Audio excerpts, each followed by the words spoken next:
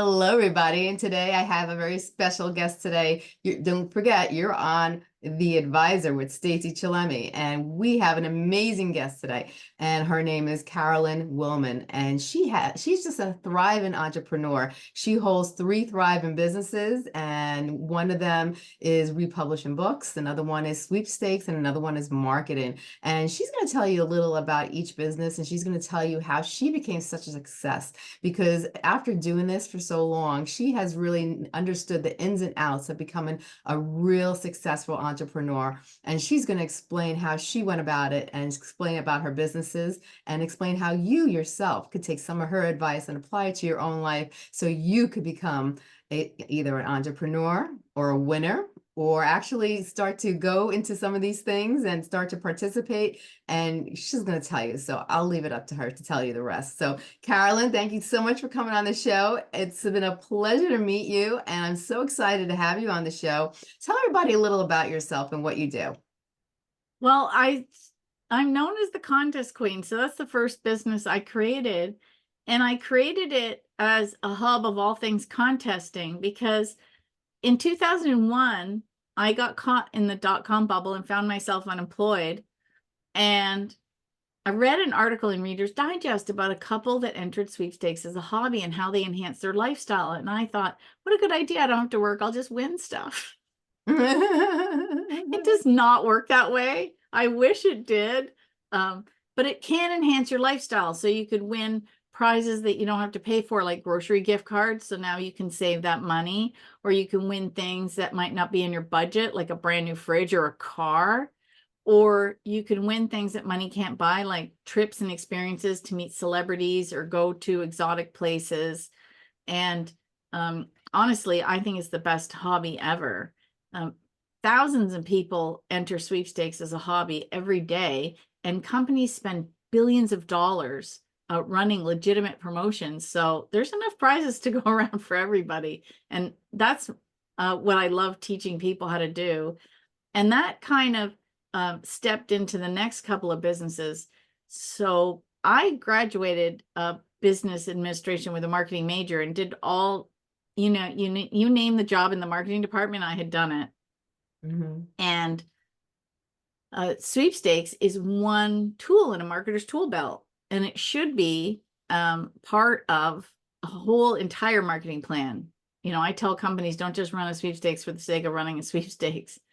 Yeah. And I, as the contest queen, I was being approached by companies to help them with their giveaways. And so I started another company called Idea Majesty. And that's my sweepstakes marketing company where I help viral giveaways. Every once in a while you'll see me on social and I'll be doing a video promoting some giveaway or another. And that's when I've been hired to do that. And then this lady here, actually she's on both sides. This is Helene Hadsel, and she's famous for winning every prize she ever desired, including a fully furnished home. Wow. And I had a podcast in 2008 before it was cool. I wish I had kept it, but life didn't go down that road. And I went to visit her in her home in Alvarado, Texas. And while I was there, she said to me, nobody's going to teach Maneuvers for Wishcraft, which is the subtitle of the book, after I'm gone. I need you to teach it. And I think she asked me because nobody in her family at that time was going to pick up her gauntlet. And I had already written some sweepstakes books. So I was already an author at that point. I was entrepreneurial, which she did not have an entrepreneurial bone in her body. And I was also techie, which she also was not. But you have to give her a little bit of slack because she was in her 80s at the time. Yeah. So then I said, okay. And then my life just did this. Like I nearly lost my businesses. I went bankrupt. I got a divorce. Like everything just crumbled. And finally, in 2019, I know it took a hot minute. 9 years, almost 10 years after she passed away, I thought I better do something with this before. She only had one son left. Like she had 3 children, but 2 had predeceased her, unfortunately. And her son, Dyke, I said, I better phone Dyke Hadsel and buy the rights to the books, because if I don't and he passes away, I'm not going to fulfill my promise to his mom. And so I did that. And so I started republishing her works. And then I tried to put it off, but I knew I had to come up with another business, another website to house all the books because they didn't fit either place. I mean, you can tell by the title of this one, In Contact with Other Realms. It's a bit woo-woo. That does not fit on a sweepstakes website. It does not fit on a marketing website. So I created Words for Winning as a publishing company. And so I've done all her books. I've also been starting them on Audible. 3 of them are already on Audible. I've been translating them into different languages. And through incidents, now, this is a good lesson for every single one of your listeners. When what we think is a problem presents itself to us, it's always an opportunity. Helene always called them projects. It's not a problem, it's a project. Right. I think she learned that from Jose Silva because she was also Jose Silva's assistant. If any of your listeners are familiar with the Silva method. And one day I got an email. Now, you are an author and will appreciate this. I get an email from Amazon saying the copyright page in this book is wrong. And if you don't fix it, we're pulling it. You have 5 business days. Or you have 5 days. I don't even know if it was business days. So I panicked. And you ask them questions and they don't tell you. They just say, here, go refer to this page. So my mistake was I copied the copyright the way she had written it in the last publication she did, as I did the 3rd edition. And that's not good for today's publishing methods. So I figured it out in time, thankfully. But in the meantime, I was contacting your previous publishers to make sure they didn't hold any copyright, just to be safe. You know, CYA, you learn in marketing, cover your butt. And I realized that the second publisher of her book was Tag Powell, was Top of the Mountain Publishing. And then I figured out it was owned by Tag Powell. And then I realized that name was familiar. So I started digging through the books I had gotten from her library and found one of his books. I thought, aha, she knew him. And he was also an author. So I found random addresses and I mailed letters out. I just randomly mailed letters out to all these places. I didn't know what was going to happen. And he called me one day. Now, he was at the end of his life. He had a stroke. He had some COPD. And he had published a lot of books. And I sent him copies of Helene's books. And he was flabbergasted at the changes from when he did books back in the 80s and 70s, 80s, and 90s. He was a publisher to now, like it night and day. And then I said, so who's taking care of your legacy? And he said, no one. I said, well, how about I buy some of your books? And he said, okay. So I ended up driving down to Florida and bought the rights to 10 of his books and 5 of his audio series. And sadly, he passed a year ago, but I got it before he left.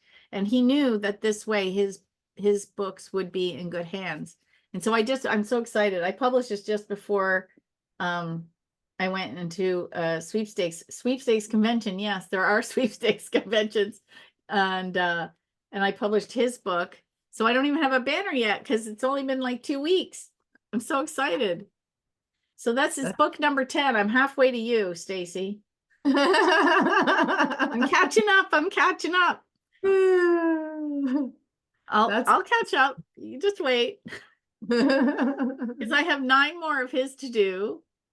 And then I'm doing translations. So every time I translate one, I consider it a separate edition because it literally has to have its own ISBN and everything. Yeah. So this will soon have 5 editions of it because it's already English and Spanish, and I'm working on German, French, and Italian. It's so exciting. Well, you know what it's like publishing a book. It feels so good. Like I don't want to say birthing a baby because that's harder, but. No, that's awesome. I love it. You know, where did you come up with the idea to republish the books? You know, one of the teachers that I follow so 2 authors changed my life. And everybody probably has a story of an author that has changed the trajectory of their life. Helene is obviously one of them for me because she was in sweepstakes And I learned from her, and now I'm maintaining her legacy. So that's life-changing. And only because she asked me to. I don't think I would have done it otherwise. And that's how I started down that path. Yeah. But the other author that changed my life was Robert Ohotto, and he wrote a book called Transforming Fate into Destiny. I love those types of inspirational, metaphysical, motivational, I don't want to call them really self-help, but they kind of are, books. And one of the things he said is, fate is the hand you're dealt, and destiny's how you play it. Mhm. And so he says that we're all fated with certain things. And I believe that I must have had a soul contract with Helene and Tag, because it's kind of falling onto me. And I had a knowing when I was registering the business license for my second company. I was standing in line. This is before they went digital. I was Yeah. standing in line in the government office. I can't remember even what the government office was, business, whatever it is. Mhm. And I had the paperwork all filled out, and I'm standing there, and I thought, oh, there's one more company. I knew 10 years before I started it, there Right. was another company. I knew it. And Helene in her book has a chapter called Desire versus Knowing. And desire is really excited, and I want this, and I hope it happens. It's like when you buy a Yeah. lottery ticket, you're just excited and hopeful, but knowing is calm and down. It's almost like it goes from excitement's like up here, and knowing is down in like your solar plexus. Yeah. And I just knew there was another business, and it took 10 years, but it showed up. So I kind of feel like it was on my path, and I was destined to do it. And I also know that because I have all these languages to translate and more Audible books, and I have 9 more books. Like I said, I bought 10. So this is Yeah. one. I have 9 more. I think I have enough work to keep me going till 2026. Like, I'm Uh-huh. not kidding. Yeah.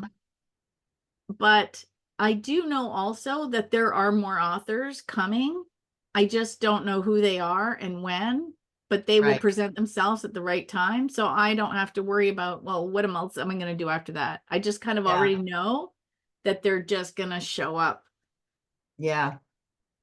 Wow. I love So I it. I think, love yeah, people can take that into their own lives. Like, you'll know there's certain things coming, but you also have to take action. Like, these books don't just publish themselves. Mhm. Right? Like, you're doing a podcast. You're actually doing it.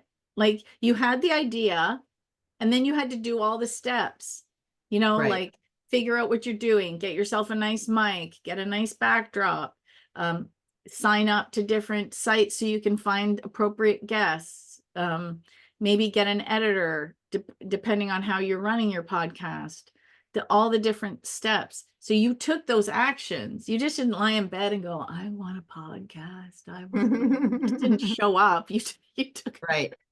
people forget that it's important. But then when you were taking those steps, stuff started to come at you. Yeah. Right? Like, whatever you put out, you get back. So then people start contacting you, or said, oh, you mentioned I'm working on a new podcast. Someone says, oh, I coincidentally, there's no coincidence, I know a fantastic editor. I'll put you in touch with them. Oh, this is the mic I bought. It was so good. I highly recommend you go purchase that. And Right. you're like, oh, look at all this stuff. It's coming. It's helping me on this path.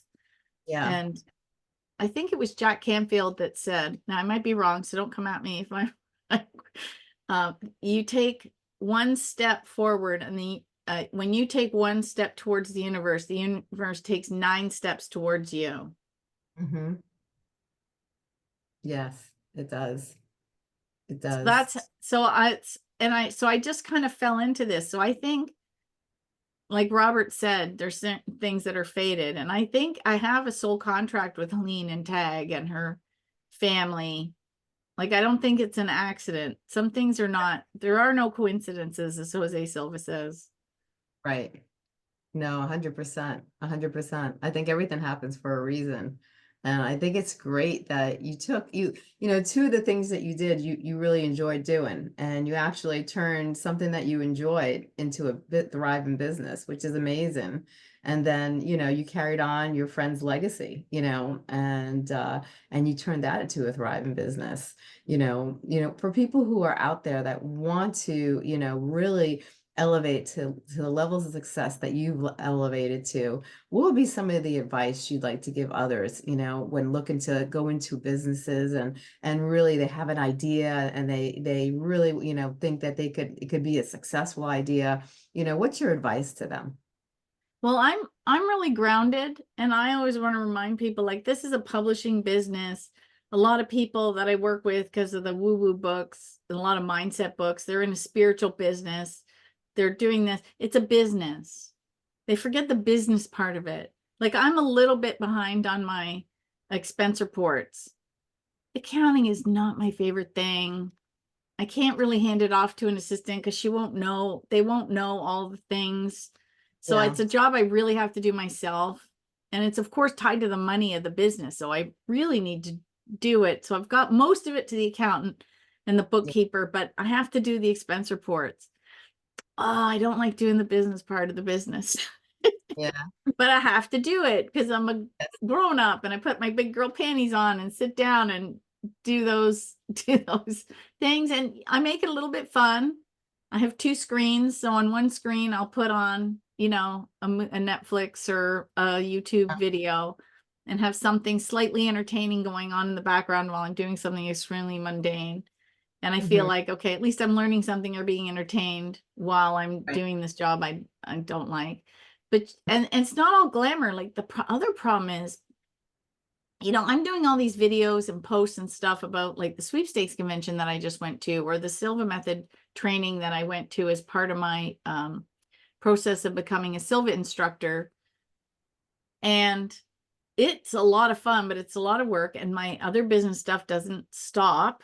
So I'm still checking emails. I'm still checking in for clients. I'm still, that's so you're still doing all of this, Yes. and you're doing all of the fun stuff. And then people look on social and think, oh, why is their business so great? But I here have to, answer 100 emails and create all my graphics. And it's, it's not all glamour. Like, there was a YouTube, there was in 2011, oh my goodness, it's been a long time now. TLC wanted to make a show like Extreme Couponing about sweepstakers, and they called it High Stakes Sweepers. But they Mhm. had to recreate every single contest in the show because you can't manifest luck and prizes like you can couponing. You can Yeah. control couponing, you can't control. So I had the producer one day say to me, so what grand prizes do you expect to win in the next 2 weeks? And I'm like, all of them? I don't Mhm. know. Look, I can't make it happen. I can't Yeah. make it happen. So behind the scenes, they're like recreating things that we actually did win, like things that actually did happen. And then at one point, I was trying to do this thing with an instant prize, and it wasn't working. I was so frustrated. And we were crammed into my office, and I had this big camera over my shoulder. And my daughter was on my lap, and like we're all like crammed in, and the room's getting super hot. And finally, they gave up and they went to film something else. They were interviewing other people.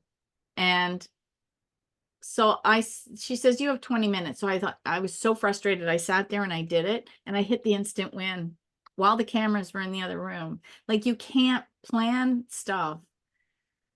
Yeah. No, there's certain things you cannot plan. No, you have to just kind of go with it and just see where it takes you. So, but that's the whole thing, right? Like, you can't plan some of the stuff, and there's a lot of behind the scenes things that people don't realize. But you Yeah. just have to take action. Like I said, and some things, like, I have failed at so many things too. Like I said, when I was going through my I've had this business, so I had to kind of invent myself because I had a business with my ex, Hmm. and my first books were written under that. But then when we got a divorce, I started Contest Queen. And we just basically, it worked out well because he had his own thing and I had my own thing. So we basically just sliced the business and separated it. And I registered mine and he registered his, and that was the end of that. It was actually quite easy, thank thankfully. And then of course I had to redo all of that, but I had 1 year where my whole business, I made $6,000 the whole year. Like I thought I was going to lose the business, Yeah. but I kept going. Like, and people think, oh, yeah, now I'm in a good spot and everything's thriving. But boy, if you can equate it to a garden, there was a couple of years there where there was drought and there was like terrible seeds and there was grasshoppers eating all the leaves. And it was like, Yeah. and I had, the peanuts were weevily and, I kept going and fertilizing Yeah. and working it and tilling the soil. And eventually then everything started to thrive. But you have to keep going. But I also knew it was my path. Yeah. Sometimes you have to just give up on something if it's not working. Right. Yeah. True. Like I said, I had a podcast and I ran from 2008 to 2010. And I wish I had downloaded every episode, but I didn't Right. because I didn't know. Yeah. And, now I'm kicking myself because I lost all that. I Right. have some of it, but not all of it. Right. What are you going to do? I can't cry over it. It's gone. It Yeah. is what it is, you know? And I had to stop it when I was going through the bankruptcy because I couldn't afford it. And I was finding it hard to get guests and I was struggling and I didn't want to go on the air. And it was in those days, like I did upload some to YouTube and people complain about the sound quality. And I go, you do understand, because they get mad that I wasn't adjusting the mics. And I said, you do realize, but when I recorded it, we each phoned in on a landline Hmm. to a computer and there was no adjusting. Yeah. It was really rudimentary. Hmm. That's the best it gets. And I was a terrible interviewer. Oh my God, I was awful. You would think I'd have been better having been a Toastmaster. I was a Toastmaster for 2 or 3 years at that point, but I've been a Toastmaster now for 18 years. So I'm a little bit better.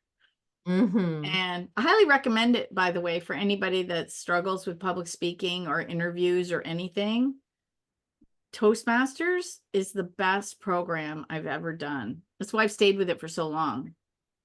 I Yeah. It highly gets. recommend it. Hmm. And it took a big hit during COVID because a lot of clubs were in person. And then when they shifted to Zoom, a lot of people quit. But actually speaking on digital platforms is a whole different skill set than standing in front of a group of people. But you Yes. still need the certain things don't change. So I Right. highly recommend it. But oh my God, did I just lose my train of thought? I did. Well, no, you were saying the difference between speaking, in person and speaking on digital, is totally two different things. But you still use some of the same skills, which is true because you do use some of the same skills. It's just that when you're speaking, digitally, the person is still there, but they're, sometimes it can be more intimidated for other individuals when they see the people right in front of them. Where, for me, I always looked at when I do public speaking, they're just my friends. That's why they're here, because they're my friends and they want to Oh hear what I yeah. have to say. And so when I would walk on stage, I had I really no anxiety. You always get a little butterflies right before you walk Oh on yeah. stage, and then once you walk on stage, it kind of like starts to float away. But if you look at those people as your friends and not anything else, then you feel more comfortable and you're there to share a message that they want to hear, and that's how I always tell people when they get nervous about speaking in front of people. But yeah, it's a good skill to have. And so, like but I don't talk about those. I even ran a convention once up here in Canada because I was saying off air that the reason we're talking so late in August is because the first week of August I was in Las Vegas at the annual National Sweepstakes Convention. Yes, people that like to enter sweepstakes get together once a year and learn from each other and help each other win. And of course, there's always prizes at these events. And then I came back and unpacked and repacked and went to Connecticut to take the Silva method from a gentleman who was the youngest person ever certified by Jose Silva to be an instructor in 1971. He's been teaching ever since. And that was phenomenal. And I do prefer those kind of courses in person, even though you can take them on Zoom, because for me as a student, like, and everybody learns different. Some people thrive on the Zoom. I don't. Right. So I tell people you have to take the path that works for you. And I know Right. myself well enough to know that I do better in person. So, and I also like the energy of the other students. Yes. I find it helps elevate the learning, because we have, we have auras around us, and you can feel other people. That's why you can walk in a room and say, "Ooh, the vibe feels off," or "Ooh, it's very exciting in here." Well, that's your energy. You're feeling everybody else's energy. So I Right. really prefer that. And so I took it from Ken Casilla, and that was exciting. So I'm actually taking the mastery class this December. So I'm always, that's the other thing. You don't stop. Right. We're here. You don't stop learning till you die. Yes. So No, I'm very. always, I'm still learning. So I'm taking the Silver Mastery class this December. I'm so excited. Back in Yeah. Connecticut. And so I know. So you also, you keep going, but I don't really, and so back to the failure, the convention, I tried to run one in Canada like 15 years ago, and it failed miserably. Like, I think I lost 15 grand out of my pocket, and that was low. Like, it could have been way worse than that. Right. But nobody talks about those failures. They only talk about, oh, look, I published this book and this one's a bestseller. They don't go, oh yeah, this tanked, this failed, this flopped. Nobody talks about those. Yeah. And Very so the true. people go, well, why am I struggling? No, I watch all these other people and they didn't. Oh yeah, they did. They just don't talk about it. Yeah. Well, they even said like Alex Mosley talks about it many times. He's had like, I think in the beginning he had like 7 failed businesses, until he actually finally, he profited off his next business. But he had failure after failure after failure. And you hear many stories like that. And it's true. You do hear about all the positive things, but you don't hear too much about the negative. You will hear some people who have made it to the top. They will go back and they will talk about their failures, and but everybody goes through their ups and downs. Everybody goes through, the good and the bad, and that's how we learn. We take, the things that don't happen exactly the way Yeah. we anticipated. We use those as learning mechanisms, and they give us resilience, and we use it so in the future we make ourselves better, and it works. Yeah, my daughter had that. She's in university. She's taking illustration. I'm so proud of her. She's a born artist. And she was participating in her first art show. It was a collaborative art show, so she was only putting in 2 pieces, and she had to, get copies of them and frame them and price them and do all the things. And then she realized that she'd priced them too low. Um, And I said, that's okay, because this is how you learn. Like, yes, you didn't fail. You just learned what not to do next time. right. Right? Like, she didn't really lose anything, so to speak. I mean, she wasn't going to lose money, but she wasn't going to make any money either. Right. Hmm. But she learned through the process. And so she was kicking herself. And I'm like, why? That's great. You now know what not to do next time. You now know that you have to take into account this and see how much time that takes and figure that out. And you've done it once, and the next time it's going to be better. Yes. And so I reframed it for her. And when I did that, she felt a lot better, and I think a lot of people need to give themselves some slack when they come across this, because the negative self-talk is terrible. Oh, I'm so stupid. Why did I do that? I can't believe it. And I'm an idiot, and only, a failure would do that. No, you're a Yeah. human being mucking around on a planet that's flying through space, Right. learning as you go. Mhm. And it's not that big a deal. Like, if you're not going to remember it in 10 minutes, and Right. in 100 years, is it really going to matter? Well, some things, yeah. Like, I'm hoping that my doing this work will keep this around for a long time. 100%. So I'm hoping that. But is anybody going to remember that I published a book a week late? Right. No. Is anybody going to remember that, you know, I don't know. I can't think of another example at the moment, but it doesn't matter. Right. Like, If there was a typo, does it something, matter that I didn't make my bed this morning? No, right. it doesn't matter. Don't sweat about stuff that doesn't matter. And these are things that everybody does. So it's like, you're Yeah. not the only one. That's what people have to realize. They're not the only one. A lot of people we're too self-critical of ourselves. And I think that's the biggest problem, is that we are too hard on ourselves, when everybody, we all have the same emotions, we all feel the same way, and we all do a lot of the same things, and it's just like if you get your eyebrows done, and before you get your eyebrows done, let's say you're going somewhere and you forgot that you're going somewhere, and you have some eyebrows growing in, you're like, oh my God, everybody's going to see my eyebrows. Nobody sees your eyebrows. You know what I'm saying? Funny Like, you should say that, because I had them waxed a couple of weeks ago before I went away, and she made them too thin. So I have not been plucking them. Can anybody tell? no. No.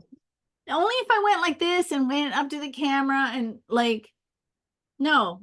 Thankfully, that's the other blessing I have. I wear glasses, so it kind of hides it a little, but I don't sweat it. Yeah, Like I don't have a hairdresser appointment till mid-September. My right. hair's growing out. Does it matter? No, I look fine. Exactly. People were too picky, Yes. like just Too it self-conscious. yeah, we're too self-conscious. I always say to go dance. What was the saying? Someone said, go and dance anyway, because everyone's too busy looking at their phones. Like it used to be, I think it used to be everyone's too busy looking at their own belly button, implying that more people are worried about themselves than worried about you. But Yeah. now everybody's looking at their phones. And yeah, I've, and I feel like a late bloomer because I'm almost 58. And it feels like it's taken me to 50, like the last like 8 years, before I really got into the groove of not caring what other people think, doing, going to the beat of my own drum, and just thriving in my own lane, and discovering that everybody likes me in this lane. And I'm like, why didn't I do this sooner? So that's another message. Don't worry about what other people think. Yes. And I think Like if that's you can do that, but like I said, I feel like I'm where I am now, where I wanted to be at 25. It's taken great. me like 30 years longer to get to where I wanted to be, but that's okay. I did get here. But like it's so funny you said that, because most of the successful business people that I have met in my lifetime did not reach success until they were in our age bracket. And a lot of times, like I even remember I took this course, and I'm like, oh my God, I'm going to be the oldest one in this class, and I go in there and everyone is my age or older. And it's like, so and when I met a lot of successful people and I talked to them, it wasn't until our age group that a lot of them hit the success route.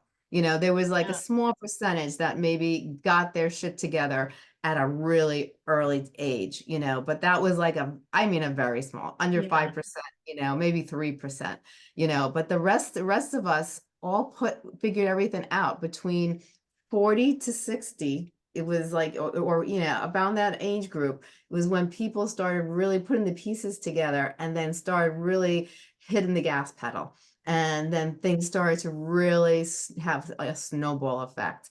But, for most people, it's a process of learning, and when you do get into your 50s, you start really figuring out who you are, not caring so much what other people think. That's a And big one. yeah, and knowing what you want, and then a lot of people having the courage to go after it, and those are the people who succeed, but it's really our age bracket that starts to happen, because it's a process. It's definitely a process. Yeah. And also, this book, and I like the title because Helene reminds us, she calls it the name it and claim it game.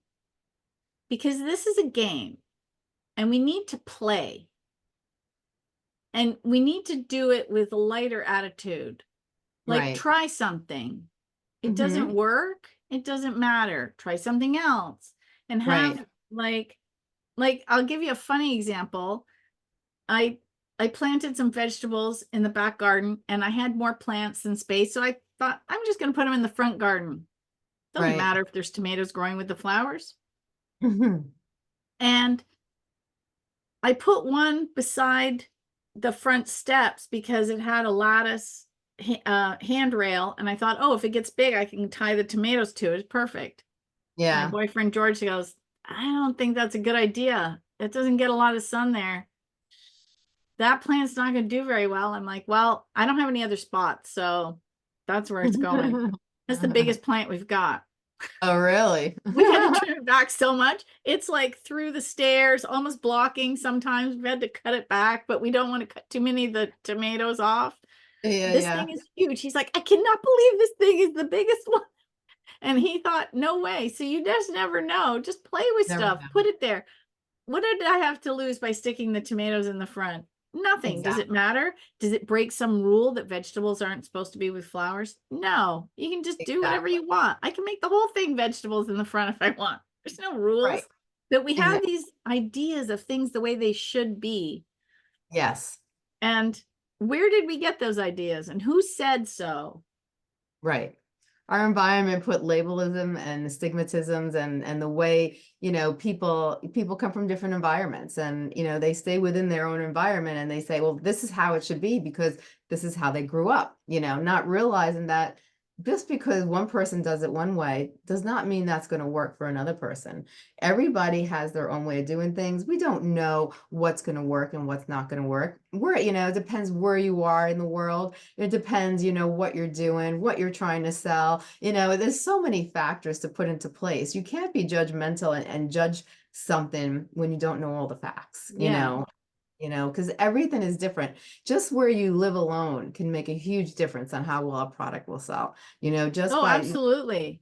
so many small factors that can be huge factors, so it's really, people, can't make really judgments until they understand the whole thing. Yeah, it's like the sweepstakes hobby. So I tell people first they have to make the hobby their own because what works for me might not work for them. Right. But there's certain fundamental rules like always set up an email address just for entering sweepstakes. Use a sweepstakes site to find legitimate sweepstakes because they make it easy for you because they're all aggregated into one spot. Always Right. read the rules. Like those kind of things are important. But I live in Canada and my American counterparts now in the States, they pay taxes on winnings over $600. I don't pay taxes on any winnings, but I always say I would happily give Uncle Sam my cut if I could win like my American friends. So when I was at the sweepstakes convention and Tom Cavalli, they were introducing the expert panel. So it was myself and Tom Cavalli, who owns I Win Contests, and Christy Rochester, who owns Sweep Sheet, and Rachel McTavish, who owns Sweeping America. So we were introducing ourselves and how long we've been sweeping. So I've been sweeping since 2000. I've been sweeping, I think, the longest out of everybody since 2001. I've won close to $400,000 in prizes, including 24 trips. Tom Wow. started after reading my first book, You Can't Win If You Don't Enter, in 2008. He's passed $1 million in prizes, and he's at 90. He just won his 92nd trip because in the Wow. United States, the opportunities to win are so much bigger because we only have 36 million people in our country. That's less than the state of California. So, of course, companies, now you think of it from a business perspective, companies, when they've got their marketing budgets, of course they're going to be, you've got 36 million people or 360 million people. Right. Where's your budget going to be? Mm-hmm. Right? Your marketing budget's going to be like 10 times the size. So the Yes. opportunities, and also, he also lives in Florida. So he has opportunities, more opportunities for Disney World, for Universal Studios, for cruises, Yes. because they're all local to him. Like he can drive to Miami to get on a boat. He can drive to Cape Canaveral to get on a boat. Right. Right? Like he goes to Disney all the time. Like I think he's won season passes before, things like Yeah. that. So he's in a different, now I've got one of my sweepstakes friends. I do virtual contest club meetings because they're actually clubs that were in person. Like if you watch the movie The Prize Winner of Defiance, Ohio, or read the book, Yeah. they had sweepstakes clubs back in the day. And Helene actually talks about in this book sweepstakes clubs that she belonged to. But of course, with COVID, that stopped. So I missed all my sweepy friends. So I started holding club meetings online. And Mhm. one of our members, he lives in rural Idaho. Well, his opportunities to win things, there's going to be less than Tom because he's not near a major city. So Yeah. he can't win like I live near Toronto. So there's always movie premieres and theater and concerts and stuff. So I win. I think one year, George and I, every couple of weeks, we're literally going to something like a movie premiere, concert tickets, theater tickets. Like it was ridiculous. It was a lot of fun, actually. Free dates as well with Yeah. that. Um, and I also don't say free, I say cheap because I should say cheap because you still have to pay for your parking. And then, of course, you get a drink when you're at the concert and you might have Right. dinner out first. I mean, you're still paying for all that. But then the Yeah. concert tickets themselves were free. Right. Um, so I remind people that nothing is 100% free in that Right. sense. But Yes. oh my gosh, where was I going with this? This is my brain. I have 3 businesses. So I'm doing this all day long. Okay, I'm talking on this one. I'm talking on that one. I got to send an email from this one. I got to post for that one. So, you know, when you're in somewhere rural, well, you're not going to those concerts. You're not going to the, the local radio station might have something, but it's Yes. not the same. So your opportunities are less. And now you're just entering statewide and nationals versus really local, like, Right. Chicago, New York, LA. I have friends that live near Disneyland and Hollywood and stuff, and she's always winning like the big LA premiere tickets or Wow. things like that. I'm like, ooh, I wish I lived close. I'd be your +1. Wow. Right. The So, trick it to win depends. it. And that's like you're saying with the business, right? So Yeah. depending on where you're living here now, it's easier digitally because basically we do have the whole world open to us, but there's all these other forces that we don't have any control over. And we have to take that into account when we're doing this. Wow. Is there any trick to winning? Because you've done a really good job. Lots. They have to be prepared to lose. Now, this is the thing. People go, you're so lucky. You're winning stuff all the time. But they don't see me entering for an hour a day. I enter probably 150 giveaways and I might win one. Like you win, Right. like when I'm entering now, I have not been entering steadily for the last couple of months because I've been publishing books and traveling. So that just slices off the entry time. But when I'm entering consistently, I usually win somewhere between 5 and 15 prizes a month. And I count everything. Like if I play an online instant win game and I win a soda bottle, like a Yeah. bottle of pop, that is a prize at $1.59. I won that. Right Mhm. up to what was the biggest prize I won? Oh, I did a video recently and I showed the 100-inch TV that was so big we couldn't even fit it in the house. It went into the garage. George was very happy. It takes up the whole wall. He has this big garage and we put up this 100-inch TV and now it's the man cave. Everybody comes over and watches the hockey game or the baseball game or football, like whatever's happening at the moment. No, I'll Yeah. hang out there because it's huge. So things like that or trips. I love the trips. Like one year I took my sister and my brother-in-law and George and we all went to Mexico for a week, totally paid for, Wow. right? Like, so, I count everything in between. And so I win, but people don't notice that if you're entering, let's see, my math is terrible. Thankfully there's calculators because of my math. So if I do 150 a day times 30 days, that's 4,500 entries a month, right? And if I win 55, how many did I lose? 3,900, Right. 4,495 I lost. Yeah. And nobody looks at that, right? They only look at, I think Babe Ruth had that stat, didn't he?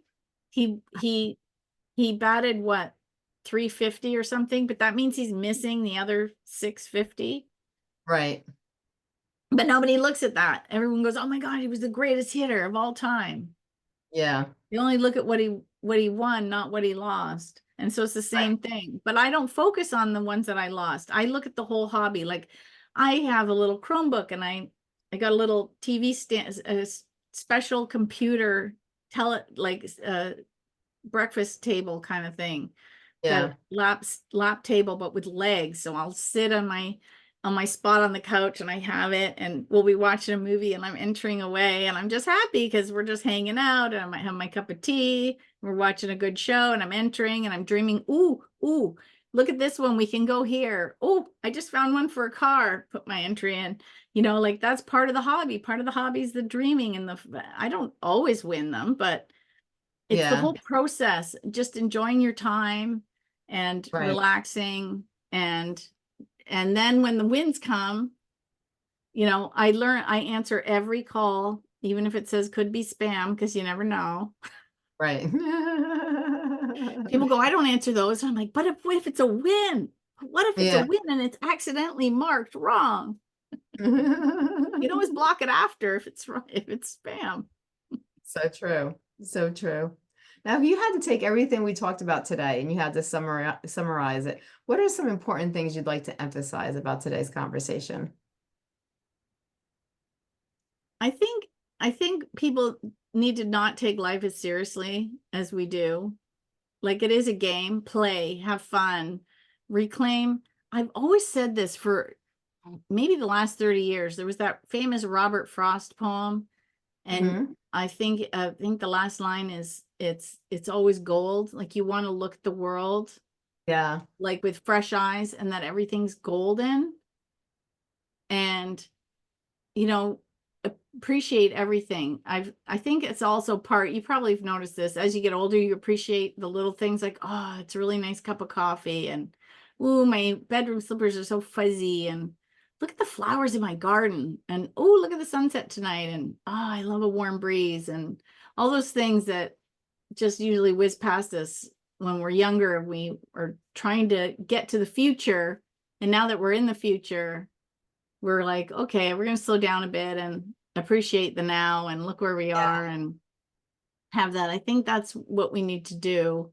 is just be present, enjoy the moment. Don't stress about the things that, could be going wrong. Remember, they're projects, not problems, Right. right? And it will, I can't remember who said this, but it's all figure outable. Hmm. I'd love to give credit to that person, because it's all figure outable, I like that. I and like it'll that. be okay. It'll be okay. It'll definitely be okay. I agree. Now, where can people find you? Well, Words for Winning, if you want to read any of my books and read any of the blogs and hear the audios from Helene and example. And if you want to learn how to win sweepstakes, that's contestqueen.com.